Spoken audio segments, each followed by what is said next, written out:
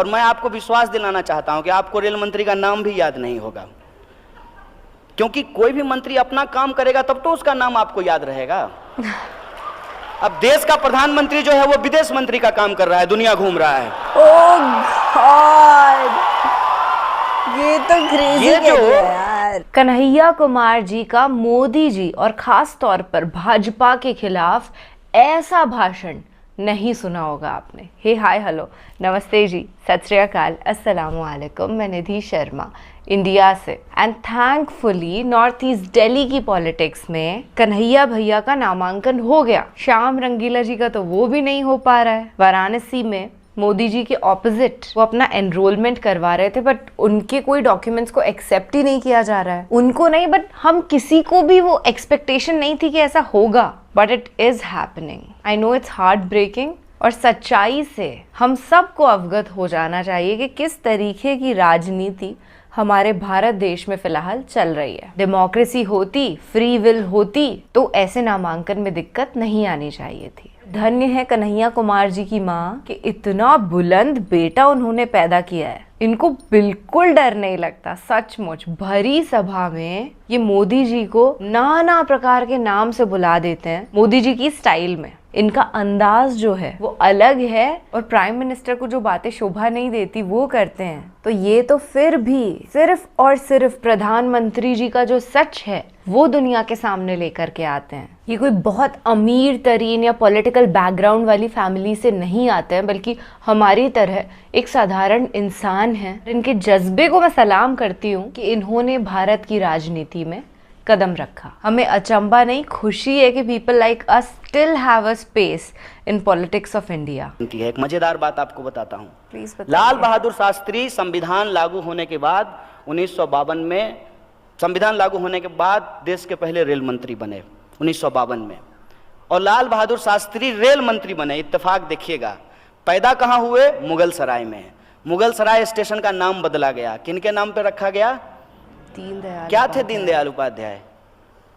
Rail मंत्री थे, वित्त मंत्री थे, प्रधानमंत्री थे देश के। किसान आंदोलन में शहीद हो गए थे क्या? कि मजदूरों के आंदोलन में शहीद हुए थे? हिंदू मुसलमान का जो खेला चल रहा है उसके लिए एक सुटेबल नाम है दीनदयाल उपाध्याय। और रेल मंत्री थे लाल बहादुर शास्त्री, मुगल सराय में ही पैदा हुए। और रेल मंत्री रहते हुए एक रेल दुर्घटना हो गई थी तो उन्होंने इस्तीफा दे दिया था। ये हैं राजनीतिक मूल्य। और वो राजनीतिक मूल्य आज कहाँ पहुँच गया है? वो राजनीतिक मूल्य वहाँ पहुँच गया है कि पहले 2.5 साल तक जेटली जी ने बताया नहीं कि माल्या से वो मिले हैं। बताया कि माल्या से मिले हैं, हे भगवान। इंतजार करते रहे। सेटिंग किया होगा कि माल्या को कि मत बोलना यार कि तुमसे मिले थे। Setting and all. माल्या कहा कि नहीं, पैसा तो हम लेकर के आए हैं, हमको वापस देश बुलाओ। बोला अभी आओगे, चुनाव है यार, सब गड़बड़ हो जाएगा। तो माल्या ने कहा कि नहीं, हम मिले थे। जब माल्या ने कहा कि हम मिले थे तो जेटली भी बोले कि हाँ हम भी मिले थे, थोड़ी देर के लिए मिले थे। मुझे माल्या पे भरोसा नहीं है, बिल्कुल भी भरोसा नहीं है। जो 9,000 करोड़ रुपया लेकर के भाग जाए उस पर कैसे भरोसा कर सकते हैं? कोई मेरा 9 रुपया लेकर के भाग जाएगा, हम उस पर भरोसा नहीं करेंगे। वो तो 9,000 लेकर के भाग गया। सही बात। हम अपने देश के वित्त मंत्री पे ही भरोसा करना चाहते हैं। जैसे हम देखे हैं लाल बहादुर शास्त्री भी रेल मंत्री थे, महात्मा गांधी थे, तमाम तरीके के लोग थे। क्या ये भरोसे के काबिल हैं? इन पे भरोसा किया जा सकता है? ये पहले नहीं बताया कि मिले थे। जब माल्या ने कहा कि मिले हैं तो इन्होंने कहा कि हम मिले थे, थोड़ी देर के लिए मिले थे, तुरंत बीजेपी आ जाती है। एक तो इनके जो सारे मंत्री हैं, एक मंत्री तो बोल दिया यहां तक कि विपक्ष के उलझुल सवालों का जवाब देने के लिए प्रधानमंत्री नहीं है, हम जवाब देंगे। ओहो। तो कानून मंत्री का जो सवाल होगा उस पे गृह मंत्री बोलेंगे, गृह मंत्री के सवाल पे वित्त मंत्री बोलेंगे, वित्त मंत्री पे रक्षा मंत्री बोलेंगे। ये है इन लोग का। कोई भी मंत्री अपने मंत्रालय से जुड़ा हुआ बात नहीं बोलेगा, प्रेस कॉन्फ्रेंसेस भी बाकी दुनिया भर की बात बोलेगा। मेरे जो है एक मित्र ने हमको एक दिन इनबॉक्स किया, बोला कि एक भाजपा का स्पोक्स पर्सन आता है, डॉक्टर कहता है अपने आप को। तो बोला उससे पूछिएगा कि 2 जोड़ 2 बराबर कितना होता है, तो पहले चेक करेगा कि कांग्रेस के वक्त में कितना होता था। अरे तब भी 4 होता था, अब भी 4 होता है और आगे भी 4 होगा, इसमें क्या दिक्कत है? हर बात के लिए बात को गुमराह कैसे करना है। तो वित्त मंत्री के बचाव में आई भाजपा, और भाजपा ने कहा कि नहीं, उस दिन तो वित्त मंत्री पार्लियामेंट गए ही नहीं थे। एक लाल बहादुर शास्त्री थे, वो जो है ट्रेन नहीं चला रहे थे, ट्रेन जो है ट्रेन का ड्राइवर चला रहा था। लाइनमैन का काम है लाइन चेक करना, लेकिन रेल मंत्री ने जिम्मेवारी लेते हुए कहा कि हम इस्तीफा देंगे क्योंकि हम रेल मंत्री हैं, हमारे राजकाज में रेल की दुर्घटना हुई है। रोज रेल दुर्घटना हो रही है, और मैं आपको विश्वास दिलाना चाहता हूं कि आपको रेल मंत्री का नाम भी याद नहीं होगा, क्योंकि कोई भी मंत्री अपना काम करेगा तब तो उसका नाम आपको याद रहेगा। अब देश का प्रधानमंत्री जो है वो विदेश मंत्री का काम कर रहा है, दुनिया घूम रहा है।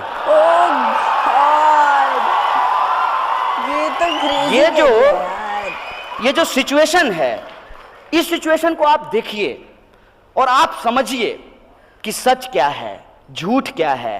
हर बात को कैसे ट्विस्ट किया जाता है, कैसे इतिहास को तोड़ा मरोड़ा जाता है, कैसे गांधी जी का भी चश्मा इस्तेमाल कर लिया जाता है। माने कहते हैं ना, मुख में राम बगल में छुरी, मुख में नाथूराम बगल में गांधी। ये कैसे इस्तेमाल कर रहे हैं?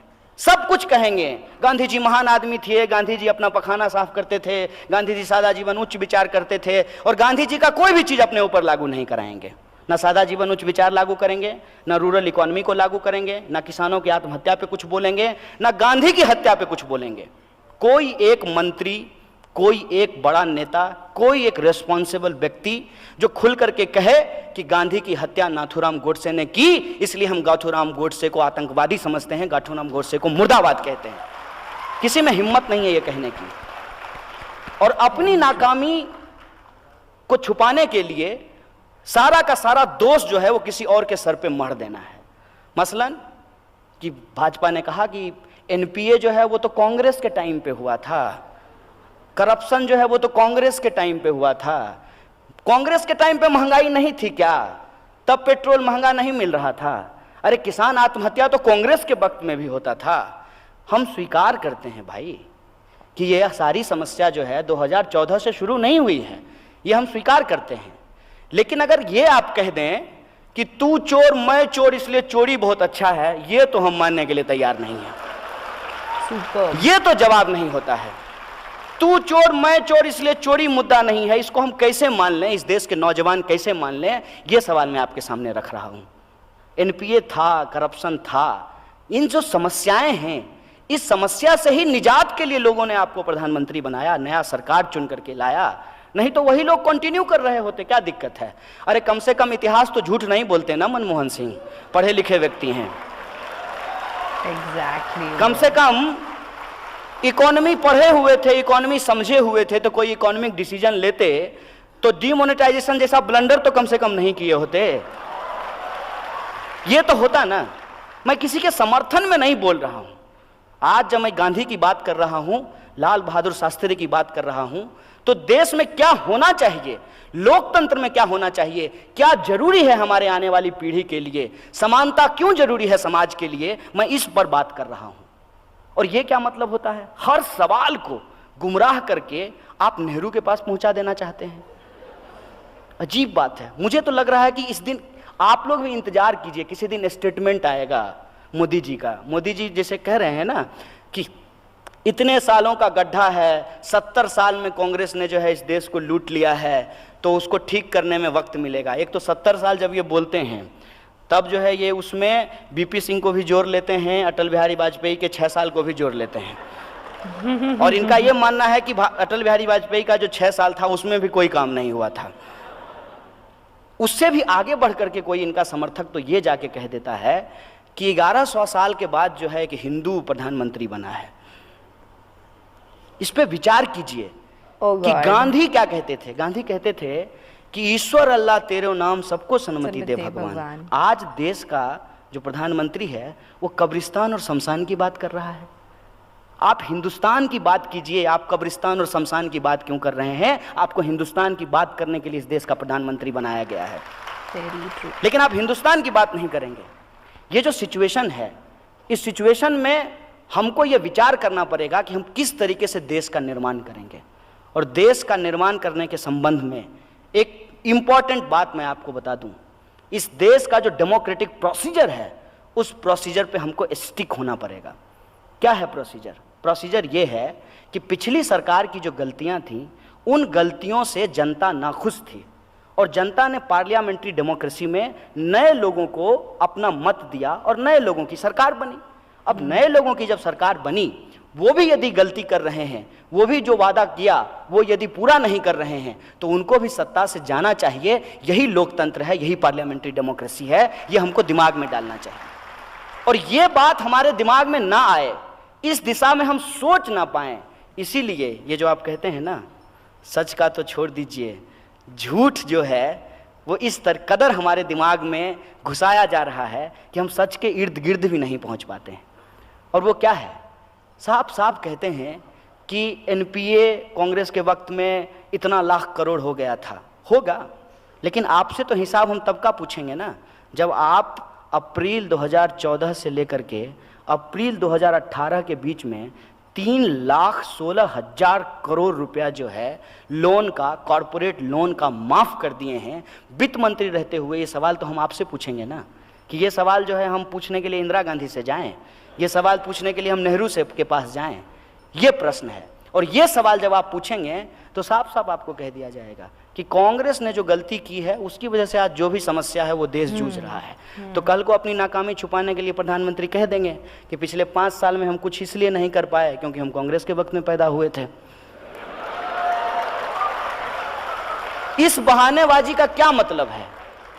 और हम एक आइडियोलॉजिकल प्रश्न आपसे पूछ रहे हैं, लोकतंत्र के हवाले से ये सवाल हम आपसे पूछ रहे हैं कि लोकतंत्र को कैसे चलना चाहिए, लोकतंत्र में क्या जरूरी है। और लोकतंत्र में जो हमने पढ़ा है, माने हम डिग्री भी दिखाने के लिए तैयार हैं, हमारा डिग्री देख लीजिए। हमने जो पढ़ा है, वेरी गुड, हमने ये पढ़ा है कि लोकतंत्र में लोग सबसे इंपॉर्टेंट होते हैं। और आज लोग के सवाल को अलग अलग तरीके से गुमराह किया जा रहा है। बुनियादी सवाल क्या है? बुनियादी सवाल ये है कि देश के भीतर शिक्षा में बजट कटौती क्यों की जा रही है। यदि इस देश के गरीब लोग नहीं पढ़ेंगे, इस देश के आम आवाम नहीं पढ़ेंगे, इस देश में महिलाओं को शिक्षा नहीं मिलेगी, तो देश आगे कैसे बढ़ेगा? सबसे बुनियादी चीज़ है शिक्षा। शिक्षा में लगातार बजट कट किया जा रहा है। जो किसान हैं, जो सबके लिए अनाज पैदा करते हैं, सबका पेट भरते हैं, प्रधानमंत्री जी के लिए भी मशरूम वही उगाते हैं, किसान ही उगाते हैं, वो किसान आत्महत्या कर रहे हैं, ये सवाल है। मजदूरों को उनकी न्यूनतम मजदूरी नहीं मिल रही है। आए दिन सफाई कर्मचारी गटर में उतर करके जहरीली गैस से मर जा रहे हैं। और सरकार के जो समर्थक हैं वो अजीबोगरीब बयान देते हैं। एक तो जज साहब हैं, मैंने न्यायपालिका भी रो दी होगी उनके उस सवाल से। एक जज साहब ने कहा कि मोर मोरनी के आंख में आंसू डाल देता इसलिए बच्चा पैदा होता। I saw that video यार। हमको तो सुन करके लगा क्या बकवास कि हिंदू धर्म तो नहीं खतरे में है, लेकिन इस देश में विज्ञान, लॉजिक, गणित, दर्शन, इतिहास ये जरूर खतरे में है। इस तरीके की बातें जो है वो की जाती है। और ये आप मत समझिए कि ये ऐसे ही किया जाता है, ये जानबूझ करके किया जाता है, क्योंकि ये एक डिजाइन है। डिजाइन ये है कि इतनी बार झूठ बोलो कि वो झूठ को ही लोग सच मानने लगे। और इसीलिए ये बात आज बार बार बोली जा रही है कि politics is all about perception. No man, politics is just not all about perception. Politics is all about perspective. That is more important. That we have to understand. और पर्सपेक्टिव क्या होता है? पर्सपेक्टिव ये होता है कि देश में यदि इनइक्वलिटी है, डेमोक्रेसी नहीं बची रहेगी। और उस इनइक्वलिटी को टिकाए रखने के लिए ये कम्युनलिज्म, कास्टिज्म, पेट्रियार्की, ये अलग अलग तरह के जो रिग्रेसिव स्ट्रक्चर हैं सोसाइटी के, उसको दोबारा मजबूत किया जाएगा, उसको दोबारा ठीक किया जाएगा। अभी एक नया ऐप आया है, देश के किसी भी मंदिर के पुजारी से उस ऐप के द्वारा आप अपने घर में पूजा करवा सकते हैं। नहीं कराइए, कोई दिक्कत नहीं है। हिंदू धर्म को मानिए, उसमें भी कोई दिक्कत नहीं है। लेकिन ये तो सोचिएगा ना कि आप कौन से हिंदू होना चाहते हैं। जय श्री राम बोल करके किसी गर्भवती महिला का पेट फाड़ करके उसकी बच्चा को तलवार की नोक पे लहराने वाला हिंदू होना चाहते हैं, या गांधी की तरह इस देश में हिंदू मुसलमान एकता के लिए हे राम बोलते हुए सांप्रदायिक की गोली खा करके मर जाना चाहते हैं? ये आपको तय करना है। ये आपको तय करना है कि आपको किस तरीके का लोकतंत्र चाहिए। आपको ये लोकतंत्र चाहिए जहां देश के प्रधानमंत्री को प्रधानमंत्री के बतौर नहीं, शेर के बतौर प्रस्तुत किया जाता है। अब बताइए, आप प्रधानमंत्री चुने थे ना, इनके समर्थक कहते हैं कि शेर हैं। हम बोले शेर हैं तो जंगल में क्या कर, मैंने यहाँ क्या कर रहे हैं? शेर तो जंगल में रहता है या चिड़ियाघर में रहता है। एक बात और बोले, एक बार एक ऐसे ही इनका समर्थक हमसे उलझ गया। अमूमन हम उलझते नहीं हैं, लेकिन उलझ गया। बोला ए तुम क्या बोलोगे, प्रधानमंत्री हमारे शेर हैं। हम बोले सुनो दोस्त, किसी शेर को किसी इंसान के गले में पट्टा डाल करके घुमाते हुए देखे हो? ये काम भी इंसान ही करता है कि शेर के गले में पट्टा डाल करके उसको घुमाता है। हम इंसान हैं और हमको इंसान ही होना पसंद है। बहुत सही। और तुमको अगर लगता है कि सही में ये इतने मजबूत व्यक्ति हैं तो फिर क्या जरूरत है? और बताइए, राफेल खरीदने का जरूरत है? क्या क्या करेंगे खरीद करके? प्रधानमंत्री को बॉर्डर पे खड़ा कर दो। प्रधानमंत्री जो है बोल बोल करके पाकिस्तानियों को मार देंगे, इतना फेंकेंगे, इतना फेंकेंगे। भाई सच। चारों खाने चित, चारों खाने चित। फिर भी अगर 2-4 पाकिस्तानी बंदूक लेकर के इधर उधर बच जाए तो प्रधानमंत्री सलमान खान की तरह शर्ट खोलेंगे, 56 इंच का सीना दिखाएंगे। ये क्या चल रहा है? अरे गांधी के बारे में आइंस्टाइन ने कहा कि आने वाली पीढ़ी ये भरोसा नहीं करेगी कि इस हार मांस का व्यक्ति जो है वो चलता फिरता था, वो जिंदा था, वो इंसान था। वो थे गांधी। गांधी लाठी रख लेके चलते थे, किसी को डराने के लिए नहीं, अपने सहारे के लिए लेकर के चलते थे। आधी धोती पहनते थे, आधी धोती लपेटते थे, और डिग्निटी के लिए उन्होंने खुद चरखा उठाया, अपना बाथरूम खुद साफ किया, देश की मजबूती के लिए रूरल इकोनॉमी की बात की, देश में हिंदू मुसलमान एकता के लिए ना सिर्फ बात की बल्कि जान गंवा दी। और आज गांधी के नाम पे, गांधी के इस देश को हम जिस तरफ लेकर के जा रहे हैं, मैं समझता हूं कि वो रास्ता अंधकार और गड्ढे का रास्ता है। गांधी के रास्ते पे हमको चलना पड़ेगा, भगत सिंह के रास्ते पे हमको चलना पड़ेगा, बाबा साहब भीमराव अंबेडकर के रास्ते पे हमको चलना पड़ेगा। और इन तीनों में सबसे जो इंपॉर्टेंट चीज है मैं वो बता रहा हूं कि इन तीनों में कॉमन ये था कि ये तीनों हर प्रकार की असमानता के खिलाफ थे और समानता के पक्ष में थे। और जब तक हम इक्वलिटी को एस्टेब्लिश नहीं करेंगे सोसाइटी में, देश मजबूत नहीं हो सकता है। और देश में इक्वलिटी को एस्टेब्लिश करने के लिए आज जरूरत इस बात की है कि जो कॉरपोरेट मोनोपोली है, उस कॉरपोरेट मोनोपोली को ब्रेक करके इस देश के भीतर जो छोटे छोटे इंटरप्रेन्योर्स हैं, जो स्मॉल स्केल इंडस्ट्रीज में काम करने वाले लोग हैं, जो मीडियम स्केल इंडस्ट्रीज में काम करने वाले लोग हैं, उनको हमको प्रमोट करना पड़ेगा।